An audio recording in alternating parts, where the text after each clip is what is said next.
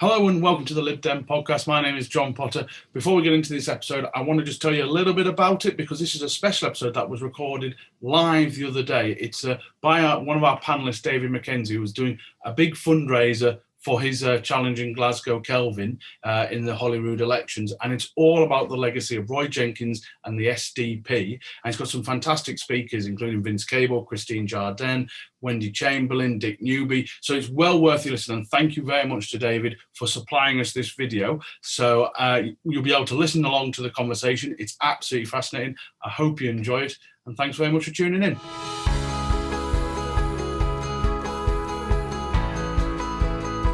So for people on this call who don't know me, my name's David McKenzie. I actually joined the Liberal Democrats back in 2019, and I joined the party from Labour, where I'd been since I was 15 years old. And Roy Jenkins has always been something of a political hero to myself, and I'd taken great interest in the SDP previously, and also Roy Jenkins and his legacy as well. There's a few things that I like to think are sort of similar between Roy Jenkins and I would never compare myself to such a huge stature and figure within the Liberal Democrats and the SDP, and in fact, even in the Labour Party. But a couple of things similar. Obviously, we were both in the Labour Party for a number of years. Like Roy Jenkins, my father also served as a Labour MP.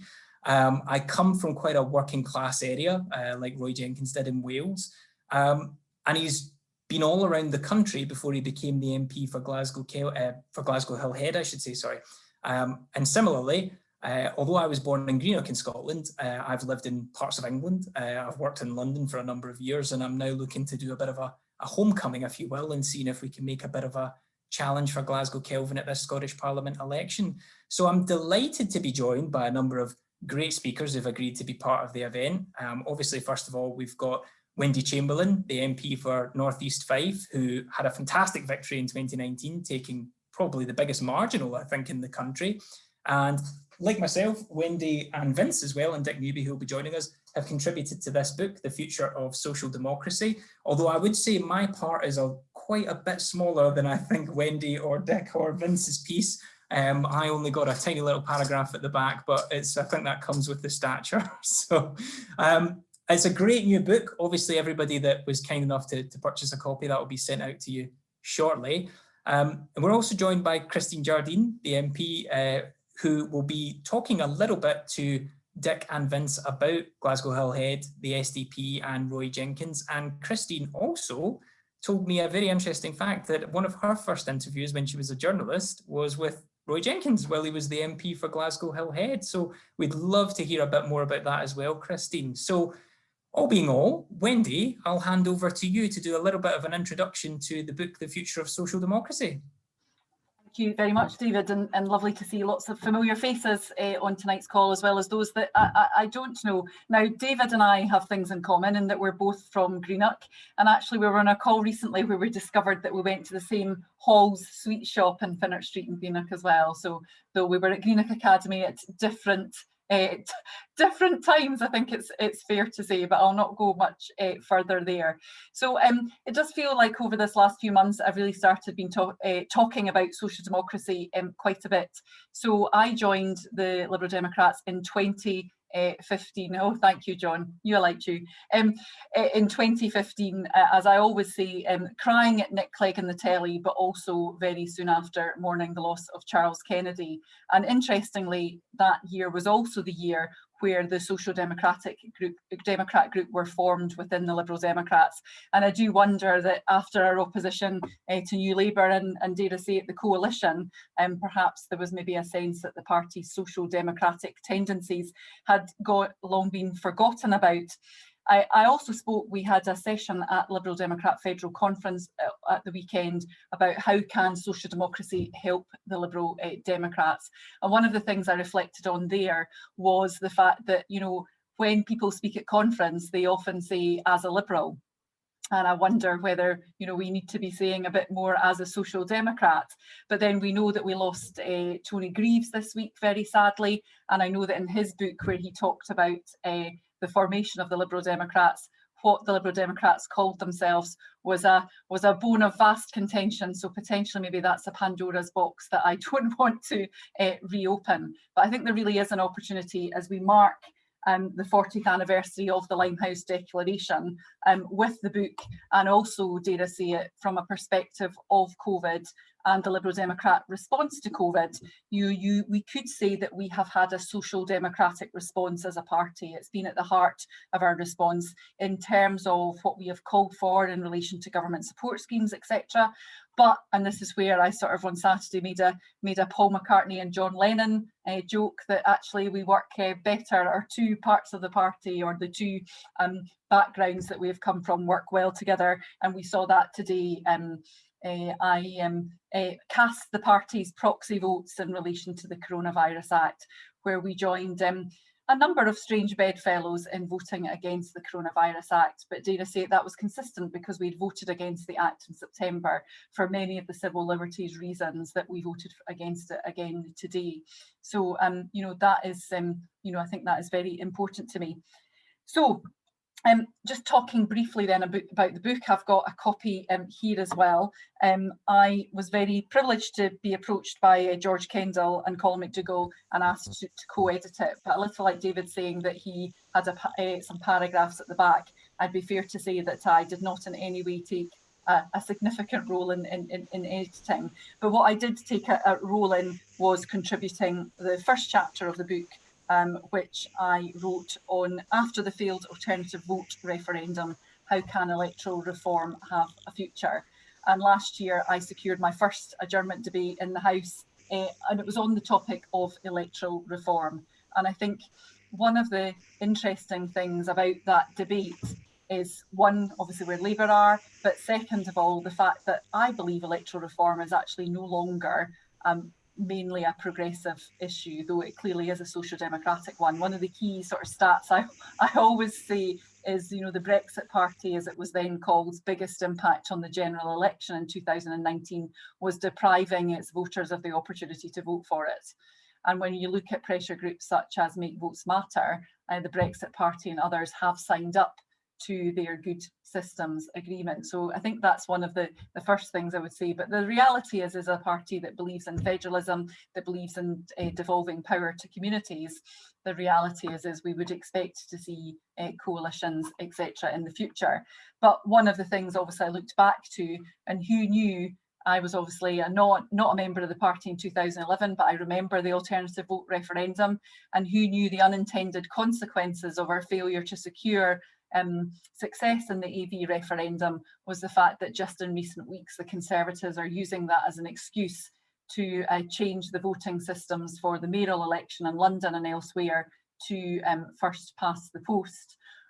So, you know, it's quite unbelievable, even in my 15, 16 months in Parliament, what pins the Conservatives will spin on to get their way. But during my first year in Parliament, and during the time I was Constitutional Affairs spokesperson, the main passage of legislation was the Constituencies Act, which will see the boundary commissions get underway in terms of redefining the 650 seats boundaries in Parliament. And again, I found it really quite interesting, the arguments the government deployed in favour of those 650 seats, that apparently you can only really know somebody's an MP of a place if it's first past the post, because it's politics of place. But the reality is what they have voted for as a government will mean that the narrow margins of 5% differentiator between the constituencies will mean that there'll be lots of Conservatives arguing about the boundaries of their seats and potentially being in contest in the next few years. And then the second point is they've completely undermined their arguments by now bringing forward, as they did in the budget, funding to allow overseas voters beyond 15 years to vote. Now that's something we support, but we believe we should have overseas constituencies. You know, you look at Gibraltar, who had such a significant, I think it was 96% vote for, for remaining in the EU, and with no MEPs now, doesn't really have a legitimate voice in terms of, from a British constitutional perspective.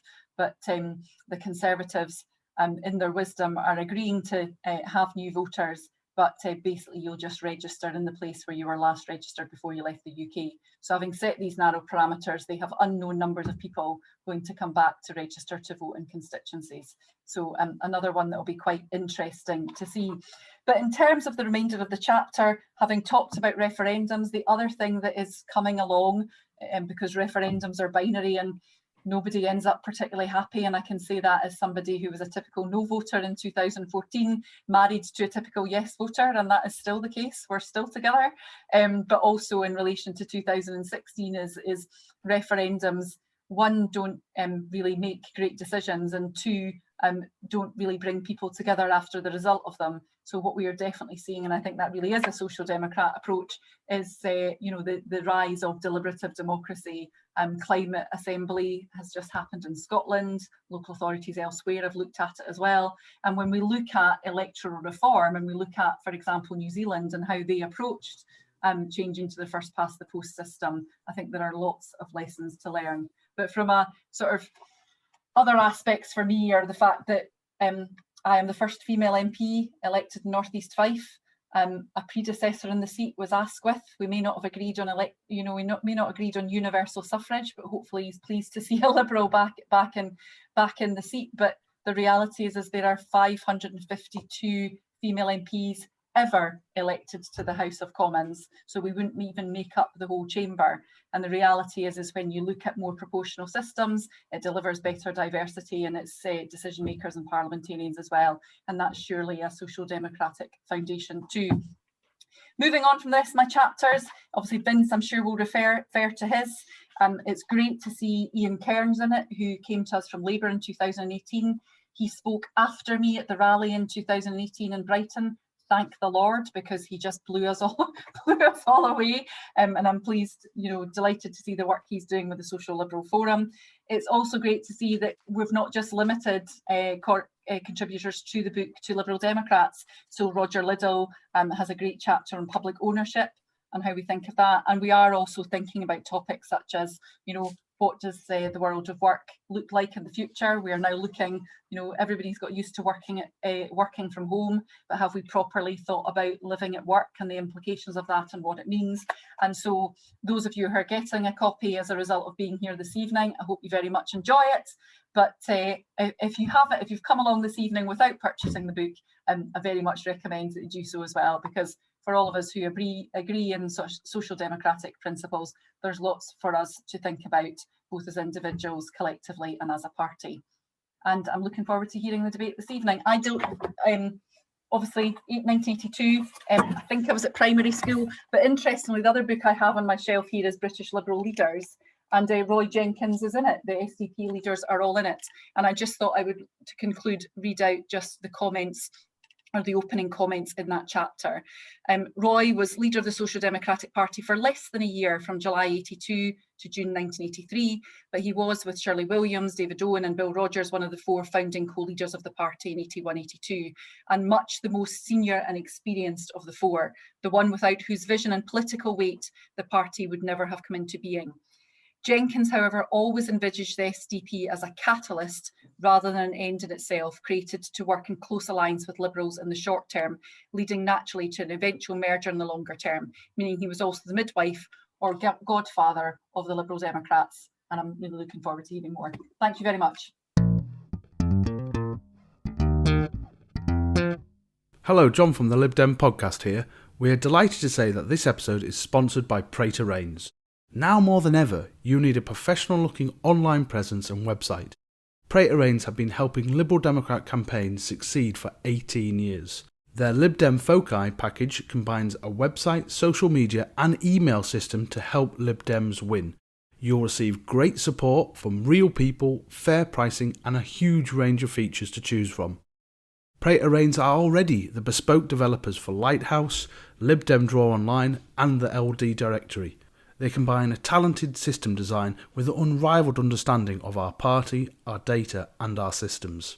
To find out more, check out the Prater Rains website at praterrains.co.uk/liberal-democrats. This podcast has been sponsored by the Katora Coffee Club, the UK's most environmentally friendly coffee club. There are over 400 independent roasters in the UK, each one crafting coffee in their own unique style. Katora Coffee Club works with some of the best to take you on a voyage of coffee discovery. The Katora Coffee Club delivers ethically sourced and independently roasted coffee directly to your door. Each month you'll receive between 2 and 4 bags of coffee and their monthly extract magazine. Even better for Lib Dem podcast listeners, use the code BETTERCOFFEE to save 5% on subscriptions and gift boxes for a limited time only. All Katora Coffee Club boxes are carbon negative and offset the CO2. So why not do some good, enjoy some great coffee, and check out the website www.katoracoffeeclub.com. Now, back to the podcast. Christine, I will hand over to you, and I know obviously you're interested to speak to both Vince and Dick about Roy and Glasgow Hillhead in particular, but it would also be lovely to hear a little bit about how you interviewed Roy Jenkins. Yeah, thank you. First of all, it's nice to see you all. Some well-kept faces there. One or two I haven't seen for a while, Fiona. I must get to see you soon. 1982. Yeah, I was a student at Glasgow University.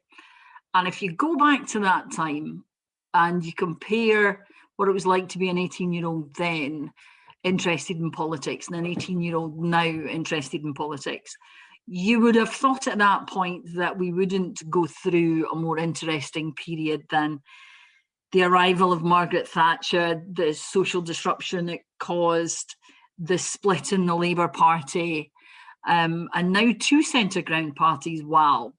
But here we are. And, that old Chinese curse about, may you live in interesting times. Well, we're in interesting times again. And it makes you think back to them. And it wasn't just actually one of my first interviews, David. It was the very first interview I ever did. I was very politically minded as a student, but political with a small p. I had decided that I wanted to be a journalist. And I wanted to be a journalist actually for all the same reasons that I eventually became a politician, which was that I wanted to make a difference. But over the years as a journalist, I realised that you don't actually make a difference. You write about other people making a difference and what other people do to improve the world. You don't actually do it yourself very often. You do occasionally, but not very often.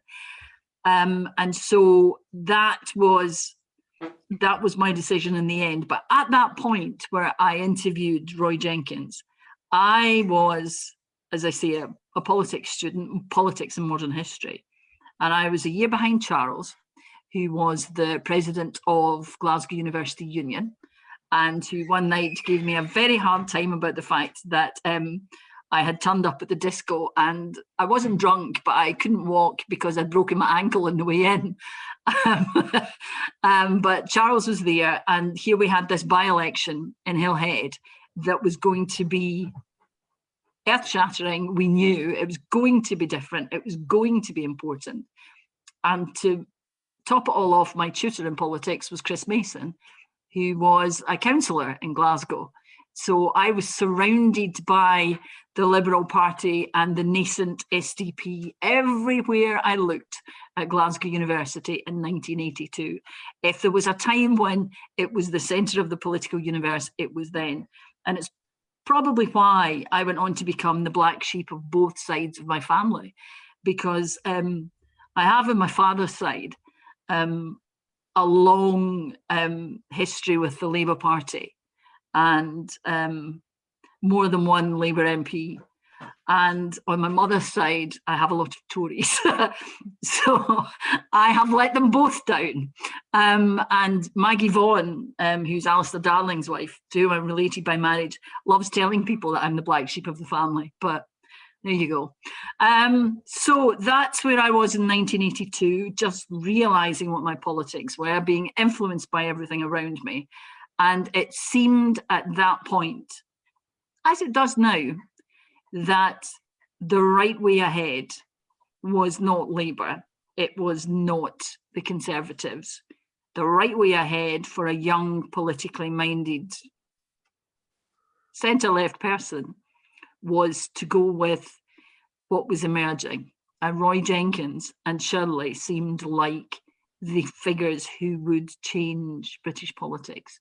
And I think looking back to 1982, they did. Maybe not in the way we anticipated then, or those of us outside of it anticipated, but they most certainly did. And I'm certainly grateful every day when I go for my coffee at 8:30 in the morning for everything that they set in motion then. So that was my connection to Roy. And the interview itself was the most surreal experience I've ever had. I feel tonight I should have a glass of claret in his honour. But I just remember sitting there as this naive student who'd never interviewed anybody ever before. But when the opportunity came up with it was the broadcasting service and the University Guardian to do it, I would have taken what was left of my hockey stick to anybody who got in my way to do the interview, because he was so important at the time. But those are my thoughts. More importantly, they led me on to a career where the two people I'm going to be speaking to now had huge influence on me on a day-to-day basis. Vince as party leader, just after I was elected originally, and Dick, because as leader in the Lords, he is hugely influential in what we do on a day-to-day basis, and strategically as well. So thank you both. Lots of points for you. I remember being completely overawed in Roy Jenkins' presence, and there was this feeling, as I say, as he went round Glasgow in an open top Land Rover, I remember playing Fanfare for the Common Man. There was this feeling that there was, change in the air. But you'd been a Labour councillor in Glasgow, Vince. You'd stood for Glasgow Hillhead in the 1970 general election. So what are your memories of the constituency of Roy and, of course, Tam Galbraith? Well, yes, you've started at the right place. I'm part of the political history of Hillhead, but not sadly for the Lib Dems. So am I unmuted? Yeah. No, I was adopted, I think, in '69, and I was a distinguished lineage. My predecessor as the Labour candidate had been a man called John Stonehouse, as you may remember, was a Postmaster General in the first Wilson government, and then disappeared to Australia with several people's bank accounts and was never heard of again. So that was what I was living up to. The dominant theme in the 1970 election campaign in Hillhead was indeed Mr. Tam Galbraith, who had written some very lurid love letters to the spy vassal, starting Darling, etc. And this was a time when I think homosexuality was still illegal, but it was certainly highly unusual. And his main task was to persuade the old ladies of Kelvinside that he was straight, and he obviously succeeded, judging by the voting. But it was a good campaign, and Hillhead was thought to be vaguely winnable, and I got some good support from a young Labour MP called Bob McLennan, who subsequently became president of the Lib Dems, from John Smith, who I subsequently went to work for, from Donald Dewar, who had at that stage got a pad down Hindland Road and came out delivering leaflets. So, some of the interesting names of the past were around. The political context was quite interesting. 1970, it was an election fought against hostility to austerity, but this was Labour austerity, and it wasn't very popular then. And I think Roy Jenkins had a part in it, actually. But it was part of the, it was actually a perfectly correct economic response in that context. The other theme was immigration, which was very big, even in Glasgow, because Teddy Taylor, who was a Tory MP at the other side of the city, was a close friend of Enoch Powell, who kept coming up to Glasgow and stirring the pot. And it was an issue that I was involved in because my late wife was Kenyan nation, and we'd just come back to Britain from Kenya at the time of that drama, which hung over the campaign. we then, unexpectedly, Edward Heath, as you know, won the election. And that took us into the new territory of the European Union, which had been killed off by Charles de Gaulle. And in the years when I was a Glasgow City Councillor, apart from the local problems, Europe was emerging as a really big issue. But the configuration was different. I used to go around, mining clubs in Ayrshire and so on, speaking for Europe against the anti-Europeans who were then led by Robin Cook.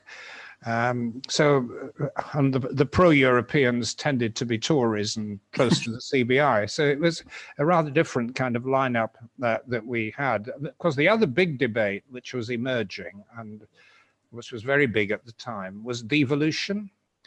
It wasn't Scottish nationalism. I stood against several Scottish nationalists, and the fact that I was so obviously a English middle class didn't become an issue in Scotland at the time. But devolution, as opposed to nationalism, was very much a driving issue, and it split the Labour Party because, of course, there was an older generation led by Willie Ross, who was the Secretary of State at the time, who were passionately against any form of devolution. And a man who became a close friend personally, who you may remember, called George Cunningham, was the person who actually put his spoke in the wheel of devolution and got the devolution referendum postponed effectively for 20 years, with consequences I suspect we feel today. Just finally say something about Roy Jenkins. I mean, I wasn't in Hillhead in 1982. I was in York. It was my hometown, and I was the SDP candidate. I joined pretty much at the beginning of the SDP. And got involved in the 83 campaign, and York was one of the seats that was thought to be likely to go. We didn't.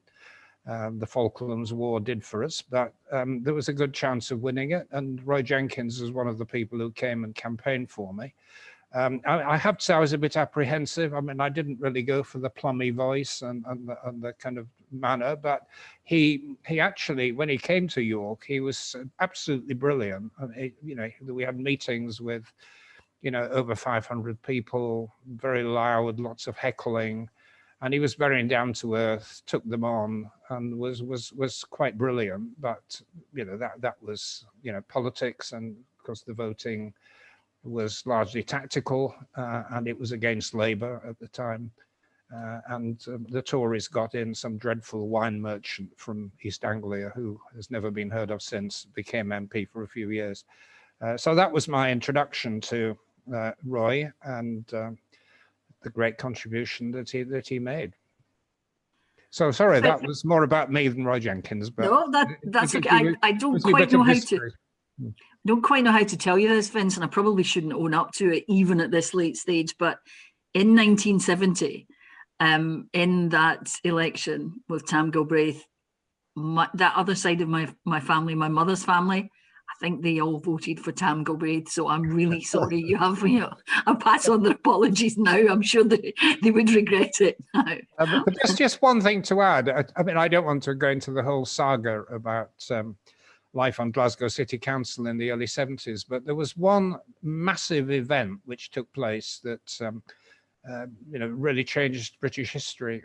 I remember going along to a branch meeting of the Labour Party in, I think, about 1973, something like that, and it was announced that the party had lifted the ban on prescribed organisations. And a few people cottoned on to the significance of it. But within 6 months, the branch had been flooded with people from militant tendency and the like. And that was what changed the Labour Party. That was what opened the way to the SDP split. And it was dated back really to that rather obscure bureaucratic decision. That's a really good point, because I think that has often been lost in the discussions about the Labour Party. And there were, I know there was at least one member of my father's distant family who went into the Labour Party from the Communist Party at that time. So I think that's often been overlooked. But Dick, where are you? down here somewhere. So if I could just bring Dick in briefly. It's nice to see you again. Thank you. It's a long time no see. I did not know until I spoke to David about doing this, that you had been a civil servant up until 1981. So what was it that, persuaded you to sort of jump the fence almost and join the party? What was it in 1981, 1982 that was such an attraction? Well, I've been involved in politics a lot at university, and I've been in the Labour Party from age 18, but I got to a point in the civil service where I couldn't be politically active anymore. And what happened was that in 1981, Geoffrey Howe introduced a deflationary budget to deal with inflation, which everybody knew was going to put unemployment up. And this was opposed by everybody. I was in a tax policy person in Customs and Excise. It was opposed by all the senior management in the Treasury, from the permanent secretary down, who were basically old-fashioned Keynesians. And it was realised, just as you did, thinking, if I'm a journalist, I can't influence things. I thought, I was 28, and I thought, if I stay here, I'm not going to be influencing anything, and I'm going to be implementing things I don't agree with. And I was very lucky. A job came up when I knew everybody who was forming the SDP because I'd been involved with the Labour Committee for Europe. I found out with literally an intervening night that there was a job going, and I had 12 hours to decide whether, in effect, to chuck up a civil service career to apply. And I became head of the Whip's office for the SDP. But by 1982, I'd gone into party headquarters, and I was involved in managing the seat negotiations with the Liberals and getting a new constitution for the party. So I was completely hooked. And for Hill Head, we were all encouraged to go. It was a long campaign starting in January. And I went up for a weekend, and it was in the middle of it, and the weather was wet and horrid. And the only two things I can really remember, we stayed at a hotel called the Pond Hotel. The then chief executive of the party and I were given the job of canvassing tower blocks down by the river. So there were about, I don't know how many stories, about 25 stories. So you started off at the top with just two of us, and sort of an hour and a half later, you got to the bottom and you came out of the door and there was another one. That's all I remember. I don't think I went to a meeting that Roy did, but I mean, he was extraordinary because he'd never campaigned in his life to the SDP, really, in a seat, because he'd always had safe seats, and he never spent much time in his constituency. He was famous for not doing it. But I'd been involved at Warrington, where he spent all day, every day, pounding the streets to such an extent that despite good dinners every night, he lost 2 stone in weight during that campaign. And he did the same in Hill Head. And a poll done on the eve of poll showed that 60% of everybody who voted for him had been personally canvassed, and a quarter had been personally canvassed by him. And it was extraordinary. And he, of course, he was behind all the way through, behind. After the event, when somebody asked him when he knew he was likely to win, he said, I could see the tide was turning, he said, when I started to see spontaneous salutations from nodal points, which meant that he was on the back of his truck, and as he went to a crossroads, people would wave. It was a, he was paradoxical in some ways, Roy, because if he'd lost that by-election, having lost in Warrington, his career would have been finished. And the SDP would have been in real difficulties. We had to keep the momentum going.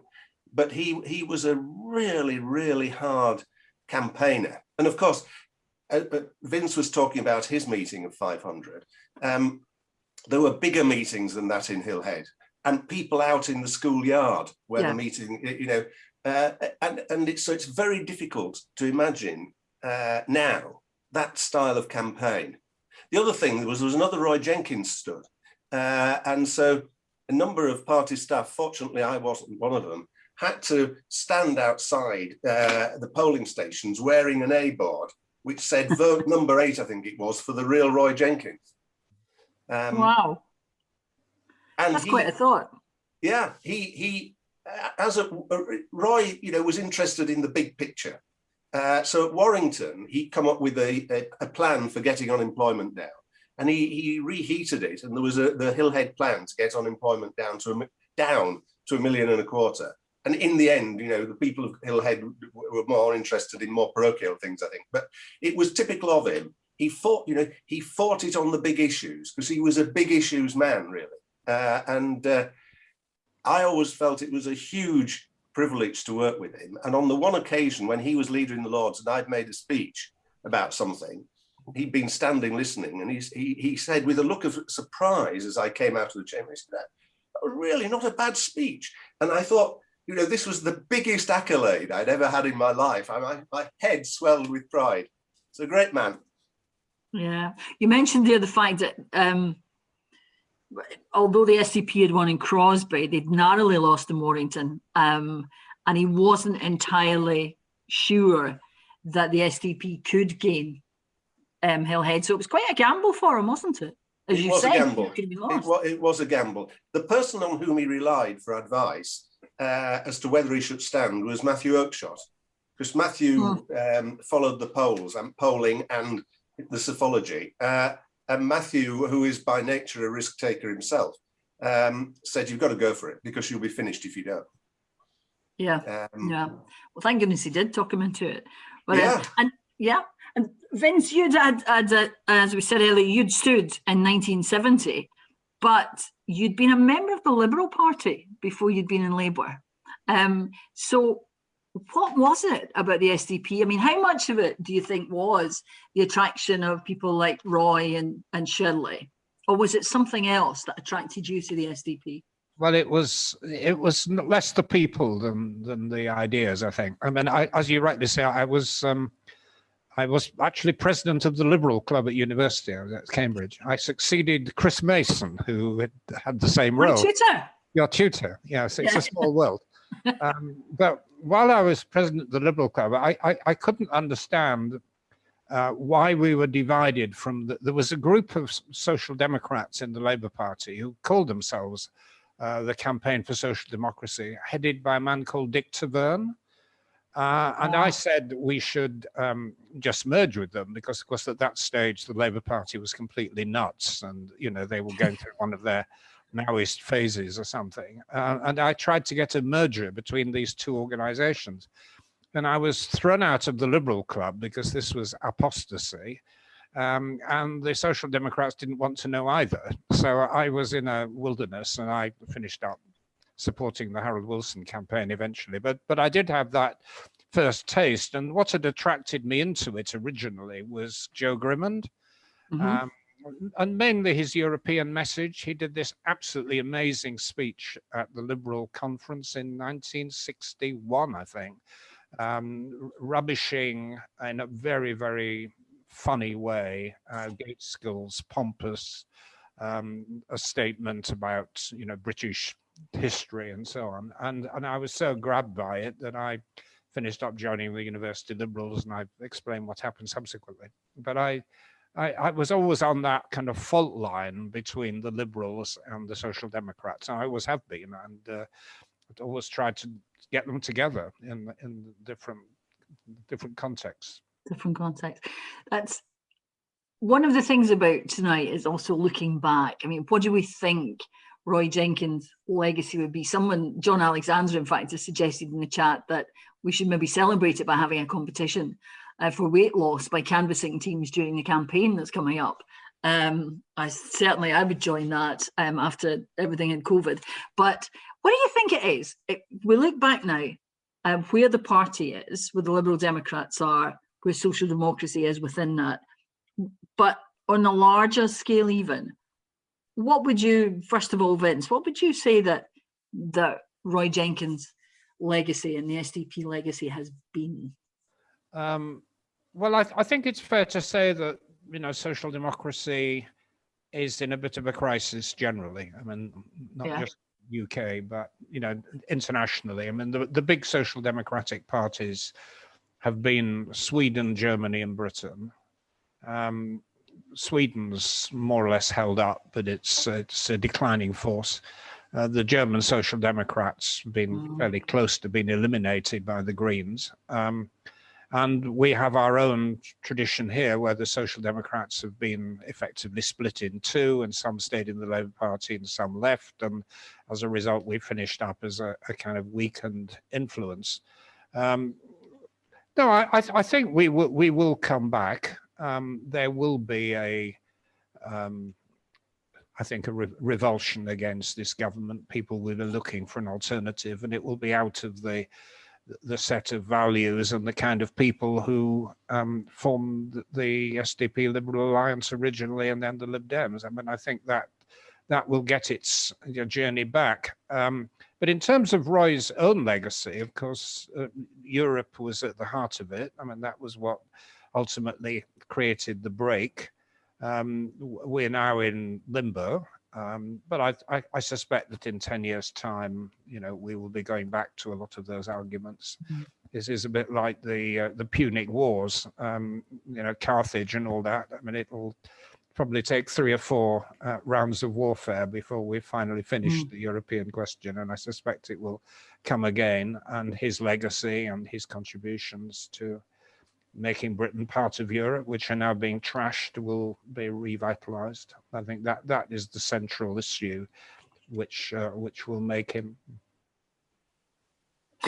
And Dick, what about you? What do you think? Where we are? How much of where we've been, and as much as where we are, was down to that influence of Roy Jenkins specifically, and the original 4?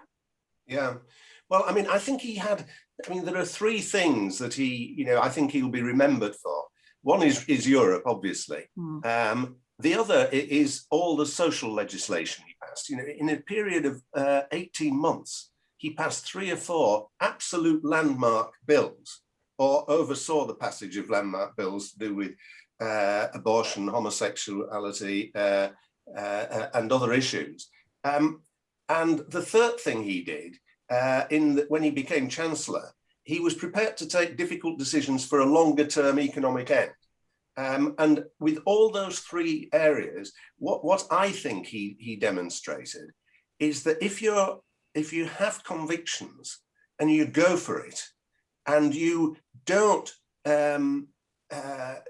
swerve from them, you achieve a lot more than what we see now, for example, with the Labour Party, which can't move because it's going to offend someone. Roy never worried about that because he was in politics to change things and to argue them really vigorously.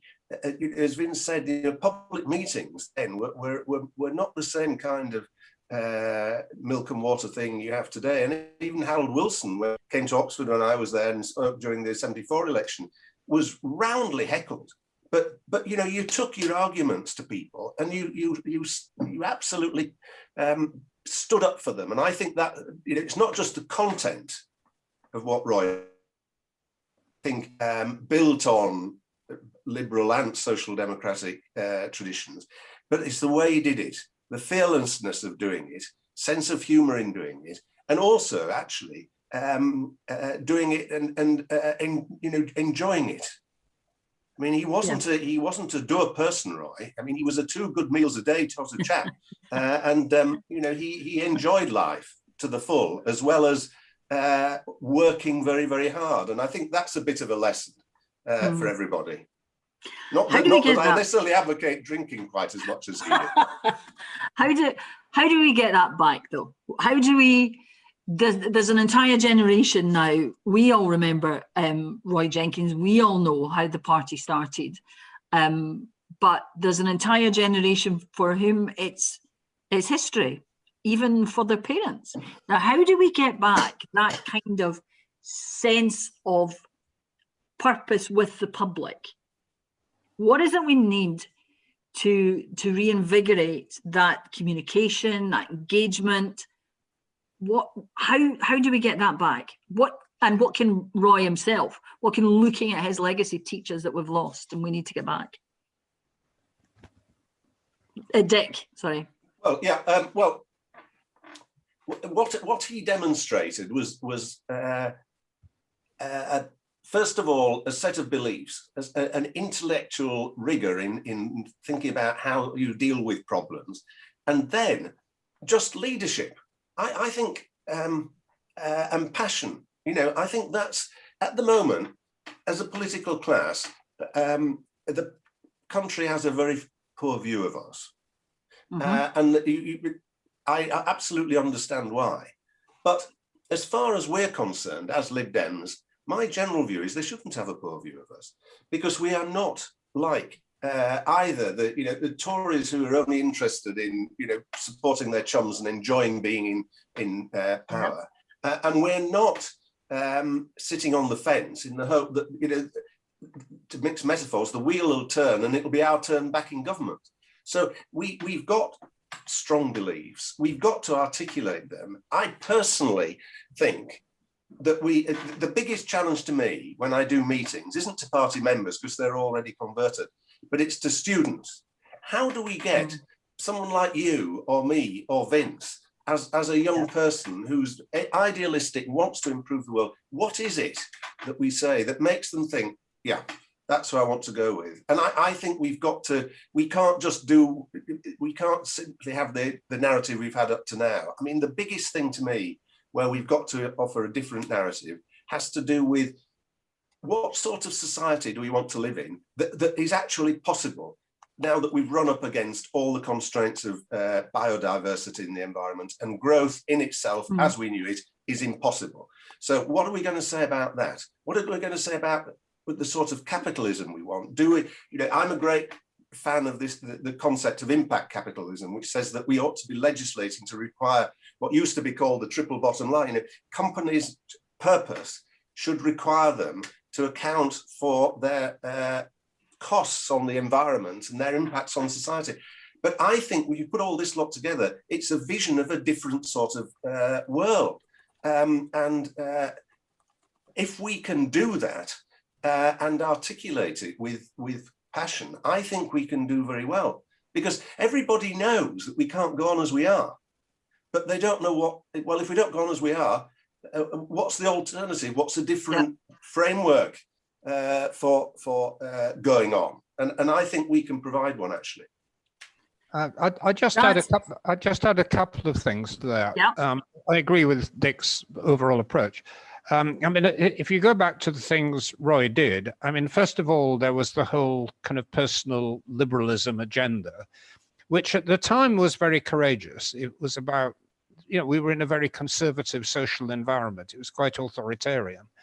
And to argue for gay people, to argue for abortion rights or divorce or whatever it was, required quite a lot of political courage. And we're going into an environment now where kind of authoritarianism is creeping back in all kind of ways, and making the case for freedom in an old-fashioned liberal way is something he was very good at, and we're going to have to do all over again. I think the second thing I would say, he was an austerity chancellor. In the tradition of Stafford Cripps. And austerity's been allowed to become a dirty word by the left, which takes the view that, free things for everything and you never have to make any choices. Whereas his approach to economic policy was you have to set priorities and you have to make choices. And at some point, the left is going to have to face up to that kind of world. They'll never get back into power. And he was, an exemplar of somebody who made that case, but in a progressive way. That Vince, I was going to just briefly ask you what you would say to your successors as leader now. What is the main thing that, and those of us around them, we have to grasp, we have to take forward? Well, I had two very simple mantras, really, which are the ones I had as leader, except the Europe issue, of course, is gone. I mean, the first is rebuilding the base through local government. I mean, actually, that wasn't part of the Roy Jenkins legacy. That was more from the Liberal side, but it matters. It works. If you don't have a base, then you can't operate as a political party, and you demonstrate competence at a local level. That's how you build up a sense of community and the values around it. So you start with local and you build up your local government base again. And then the secondly, and which is more controversial in the party, is you work as part of a broader progressive consensus, and you're not afraid to work with Greens and in certain contexts with Labour people. And of course, one thing we did get at the end of the last Parliament was an agreement with the Greens and the Welsh Nationalists. Didn't help us in the event because we were overwhelmed by bigger forces. But you know, restructuring that kind of relationship with people with whom we're aligned in the Tory party, and who, well, many of whom left now, and with, you know, progressive Labour people, that's the kind of collaboration we're going to have to do in a grown-up way. Thank you. Well, I'm going to say something I don't often say now, which is I'm going to be quiet now, and take some questions from the audience. Any questions any of you want to put either to Vince or Dick, or points you want to make about everything we've been talking about tonight. Thank you, Christine, for chairing. That was really interesting. But yeah, if people want to put some questions in the chat, I will read them out. I will start probably first with John Alexander, who asked the question, which is kind of terrifying me slightly, and I'll put it to Dick and then Vince, which is, what apparently can I do to get a 500-person meeting within Glasgow Kelvin, like Roy Jenkins did? So, and he said, please remember we're pre-watershed, so nothing a bit untoward. But Dick, I'll ask you first. What do you think? And I think what John's actually asking here is, what can I do to get people engaged and wanting to hear what we have to say? Yeah, well, I mean, I think the question is, what do they want to get engaged in? I mean, it's no use talking to people about things that are of no interest to them. What is worrying them about what's going on at the moment in Scottish politics?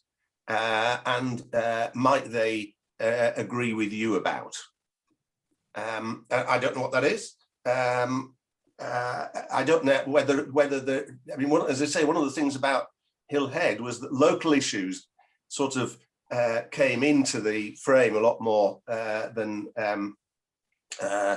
people thought. I mean, I think the starting point is that you certainly won't, even if you could have a meeting, which you can't, you wouldn't be looking to have a meeting. You would be looking to engage with people on Facebook probably around something, you know, getting people to agree with something, petitioning on something, saying we want to get, I'm looking for 1,000 people to agree with me on X so I can do Y, that sort of thing. I mean, it's not rocket science, but it is hard work. But that I think, given where we're starting from and you're starting from, I think that's the way to begin it. Thank you, Dick. Vince, any thoughts? Well, I think my answer is probably slightly dispiriting, in a sense that the occasions when I used to get 500 people meetings in Twickenham, which I did, were always about local planning. If you'd have a big picture meeting, nobody would turn up. But if you wanted to, you know, a meeting about a block of 4 houses at the end of the road, everybody would turn out. And of course, a lot of it was very narrow and NIMBY-ish. But the big message, I think, was that people do care about their local communities, and that's what you've got to start with. You've got to shape it and direct it hopefully in a constructive and progressive way. And homeless people have got to have homes, etc. But you start with the local, and that's in a way where many people's focus currently is. Thank you, Vince. And I've got a question here from Duncan Brack. Obviously, Duncan is very well known for being probably the Liberal Democrats' prime historian. So thank you, Duncan. So Duncan asks a question for the panel. And Christine, I suppose you can join in this as well if you want. What do you think is the difference, if any, between social democracy and social liberalism? So Vince, I'll ask you first. I honestly find it quite difficult to answer that. I mean, because I meet social democrats and social liberals who are passionate. I mean, if I was wanting to be rude, I'd call it the narcissism of small differences, because I don't think they're great. It's just I think what's happening essentially, people are coming from a different direction. I mean, social democracy comes out of socialism. It's a more qualified version of it.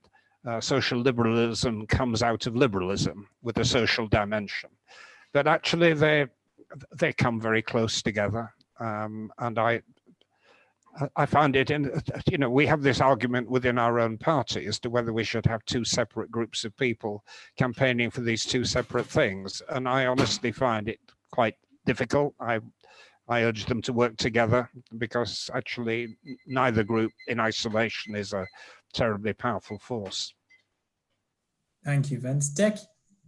No, I agree with that now. I mean, I think the difference between the way that liberals with a large and small L looked at things and the way that the SDP did, even though they wanted very much the same outcomes, the SDP and the Social Democrats and the Labour Party and socialism was basically an economic doctrine. It wasn't a doctrine of individual rights. It started off with a method of managing society through the use of resources in an equitable manner, largely directed by the state, or directed to a certain extent by the state.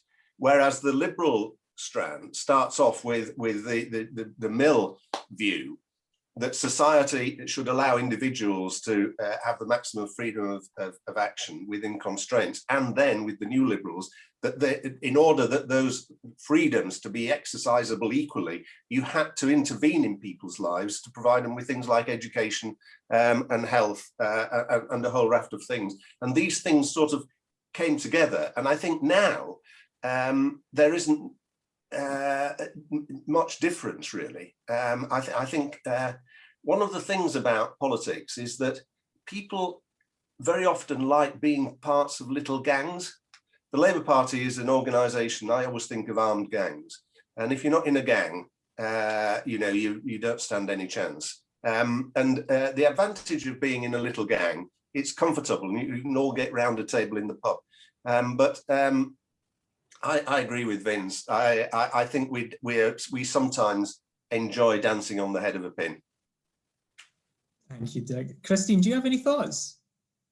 I think actually that dancing on the head of a pin is exactly what we do when we go off down a rabbit hole, which is actually in some ways a distraction from what we want to achieve. If we start arguing about the difference between liberal socialism and social democracy, then we lose the impetus to actually make the change that we want to see. So I think it's more important that we have come together and that we do work together. The two sort of ideals have merged into one, and that we now take it forward. Then we spend too much time thinking about how we got there. Thank you, Christine. So here's another interesting question from Clive Jones, where he said 68% of the members of the SDP had never belonged to a political party before they joined the SDP. And it was the breaking the mold of British politics that was the attraction that got them to join. And he asked, what can we do to try and appeal to people today that maybe have never been involved in politics to get them to join the party? And Vince, I'll put that to you as a former leader. Well, I was looking to my wife for inspiration, because she's somebody who joined the SDP on day one, having never been a member of a political party, And what was the where question? I was a political pro, which is how today we get people like you to join a party for the first time. Oh, yes. Golly. Yes, well, I think at the time, I in a way joined it for, in a way, sort of rather negative reasons, that I really couldn't bear Thatcher anymore. So it was only a negative rather than a positive, which is a rather bad reason. I then actually discovered rather late in the day that my parents were liberals, but I didn't actually know that before I joined the SDP. And how would we do it now? How would we get people who know a political party? I suppose the trouble is you have to persuade people of the point of any political party to get them to join one now. And that's quite tricky because there are more parties, for one thing. You know, there's Greens. I mean, I suppose that I feel closest philosophically, closer to the Greens than any other apart from ourselves. I think you have to say to people that things won't get better on their own. I just thought we just have to stand up and be counted. I'm talking about 1983, roughly, 2-3.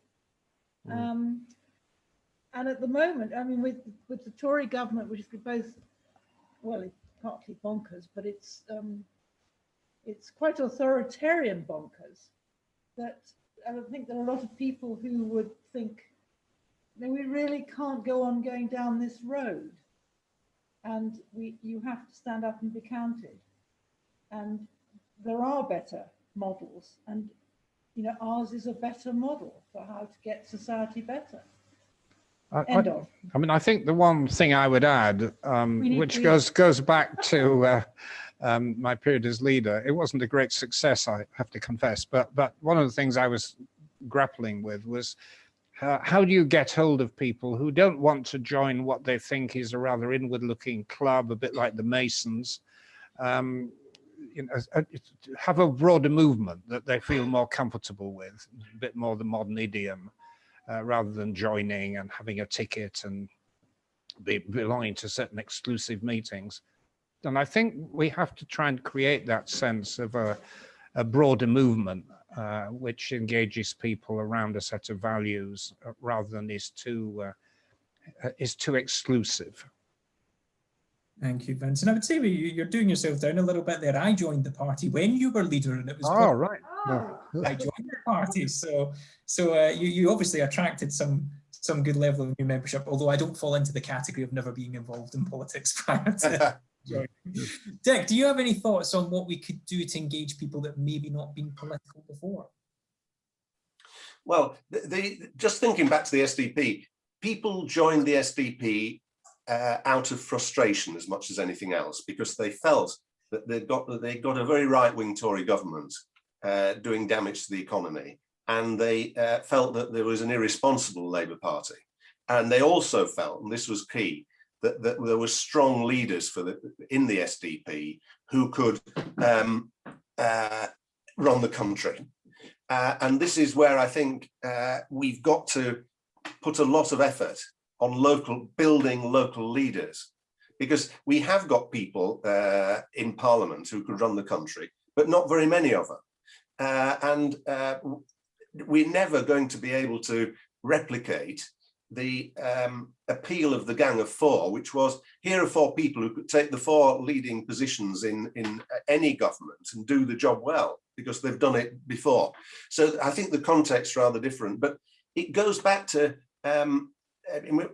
people are rather, a lot of people at the moment feel that the country's adrift, that Brexit's a disaster, that Boris is a disaster, and that the country is going in a right-wing direction, and this goes against everything they believe.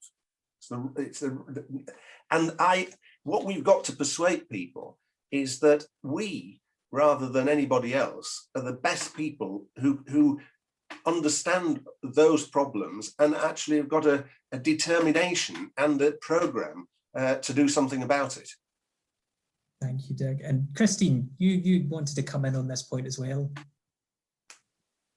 Oh, you're on mute, Christine.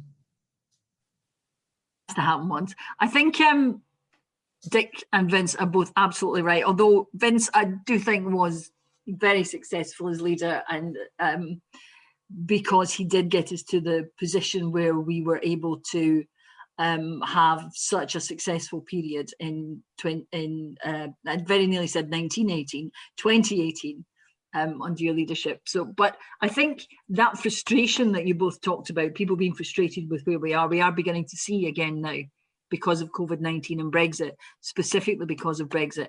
And I think it's important that it is that general feeling of frustration and dissatisfaction rather than the specific issue of Brexit, because we've seen that when you either win the argument as UKIP did, then there's no point in them anymore. People don't need them anymore. And it's been quite difficult for us, having, if you like, lost the argument about remaining in the European Union for the moment, until that frustration builds up and people begin to see the damage. It's quite difficult for us. But I think we are at a point in British politics almost where we were after Margaret Thatcher won, where there was an entire generation who were leaving school and university and thinking that this government could offer them nothing. Not only that, this government didn't want to offer them anything. It didn't care. It would throw up 6-month-long projects for them to have temporary jobs. It just saw them as a workforce, a machine. And the Labour Party had lost their way and gone very far to the left. And I think Keir Starmer's not obviously going very far to the left, but I think we're almost at that position with this government. There'll be an entire generation who will come out of university, come out of school, who've been through COVID-19 and feel the government did nothing for them. There'll be no jobs and there'll be that frustration. And then they might turn to political parties. If we get our messaging right, if we speak to them and communicate properly, then they might come to us. But the people who are in control of that actually are us. We have to go out there and make the case for them to come and join us and make ourselves attractive and be the answer to their frustrations and offer solutions that will fix what is driving them away from not just the government, but from politics. Thank you, Christine. If I could indulge myself just quickly on this point as well. Alistair Carmichael, when I joined the party, used a really good phrase when we had a conversation about where he felt I was politically, which he said, after we had a chat, he said, you know, David, and Alistair had known my father and he'd known him when he was a Labour MP, and he said, you know something, David, he said, you're what I like to call a misplaced Liberal.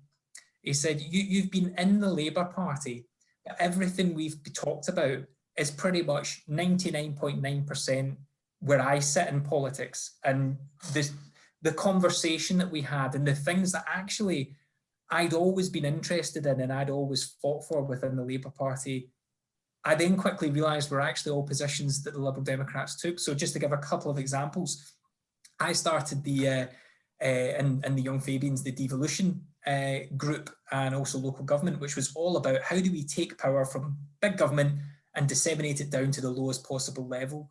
I talked as well about looking at, when we had the vote on the alternative vote, I was on the side of backing that we needed to have political and electoral reform. And I think you find the majority of the general public are actually on board with that view. And then last but not least, I guess the point where I kind of maybe realised that the Lib Dems would actually probably be my home, and there might be some people who don't like me for saying this, but I'd been asked to deputise at last minute for Annalise Dodds in a debate with Kelvin Hopkins during the EU referendum. Kelvin Hopkins, obviously the former MP for Luton. And it was extremely last minute. She couldn't make it. She was an MEP at the time and asked if I could do it because I lived in Reading at the time, which is where the debate was happening.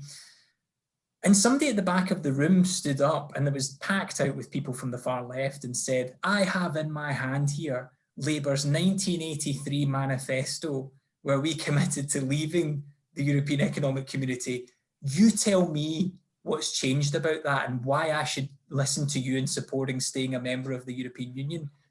And my answer was very frank. I said, well, first of all, I wasn't even born in 1983. So that manifesto was slightly lost on me. And I said, but secondly, I said, there's a whole host of factors that have dramatically changed since then. And that's when I realised that there's a section of the Labour Party that's just never going to move on from that debate. And my politics was all about what's the future of the country, not constantly looking back into an inward-looking argument about what socialism is or what social democracy is and how that affects the party. And the second point I would say in that debate that maybe made me realise I was a Lib Dem, I actually quoted Nick Clegg when I gave that speech on his views of the EU. And that didn't ingratiate me to the room, I'll tell you that. But so I appreciate, Vince, you've, as we talked about Roy Jenkins liked a good dinner, you've got a dinner to get to, and we're probably keeping you from that. And so to close off, I just wanted to say thank you so much, everybody, in taking the time to come along tonight and to support my campaign in Glasgow Kelvin. And the money that you spent in joining us has gone towards us reaching way more people than we've reached with leaflets in Glasgow Kelvin in a long, long time. So I really do appreciate that. And last but not least, I'd like to say thank you so much to our panel who agreed to come on tonight. Wendy had to leave us early, but Wendy, thanks so much for joining. And Christine, thank you so much for doing a wonderful job of chairing and asking the questions. And last but not least, to both Vince and Dick, thank you so much for being kind enough to give up your time. And I know, Dick, you were running at last minute to get home, so I appreciate you making that last ditch effort to get home. And thanks for everybody for joining, and I hope you have a lovely evening, and I hope I can do something good in Glasgow Kelvin come May time. Thank you and good luck. Thank you. Good luck. Thank you, everybody. Have a lovely See evening. you soon. Bye.